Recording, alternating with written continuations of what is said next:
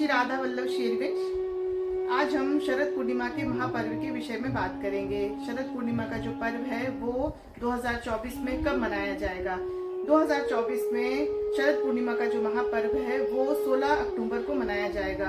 जी हाँ, 16 अक्टूबर को दिन बुधवार के दिन से शाम को 8:40 से पूर्णिमा तिथि का शुभारंभ हो जाएगा, जो कि 17 अक्टूबर को दोपहर में 4:55 तक रहेगी। इसलिए उदय तिथि के हिसाब से यदि आप व्रत रखना चाहते हो तो आपको 17 अक्टूबर को व्रत रखना चाहिए।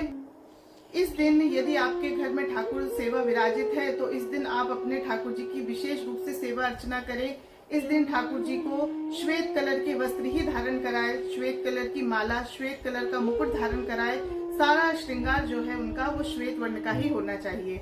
इसके अलावा श्वेत वस्तुओं का ही ठाकुर जी को भोग लगाए, जिससे उन्हें अत्यंत ही प्रसन्नता मिलती है। इस शरद पूर्णिमा के दिन ही ठाकुर जी ने महारास किया था, इसलिए ठाकुर जी को ये दिन अति ही प्रिय है। इस दिन ठाकुर जी की सेवा, श्रृंगार, भोग आदि के बाद हमें ठाकुर जी को सुख पहुंचाने के लिए रास के अत्यंत ही सुंदर सुंदर पद्य रसिक संतों के द्वारा बताए गए हैं। उन्हें अवश्य ही ठाकुर जी के समक्ष गाना चाहिए, गोपी गीत का गायन करना चाहिए, वाणी जी का पाठ करना चाहिए। इस तरह हमें ठाकुर जी को सुख पहुंचाने के लिए ये सेवाएं करनी चाहिए। इस तरह से शरद पूर्णिमा के दिन हमें ठाकुर सेवा अवश्य ही करनी चाहिए। इस दिन ठाकुर जी को खीर का भोग अवश्य ही लगाना चाहिए।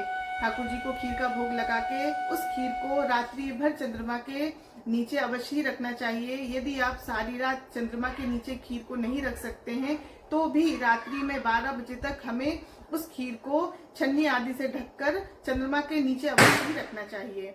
ऐसा कहा जाता है कि शरद पूर्णिमा के दिन चंद्रमा की जो किरणें हैं वो अमृत तुल्य हो जाती है।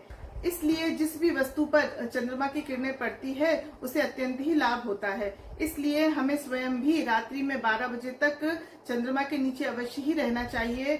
और जो खीर भी हम रात्रि में चंद्रमा के नीचे रखते हैं उसे भी हमें दूसरे दिन अवश्य ही ग्रहण करना चाहिए। ये हमारे स्वास्थ्य के लिए भी अत्यंत ही लाभदायक होता है। इस तरह से हमें ठाकुर जी की इस दिन विशेष रूप से सेवा अर्चना करनी चाहिए और इस परम पावन पुनीत शरद पूर्णिमा के महापर्व को अवश्य ही मनाना चाहिए। आशा करती हूँ ये जानकारी आपको अच्छी लगी होगी, तो अधिक से अधिक लोगों तक इसे शेयर करें और मेरे चैनल को लाइक करें, सब्सक्राइब करें। जय जय श्री राधे।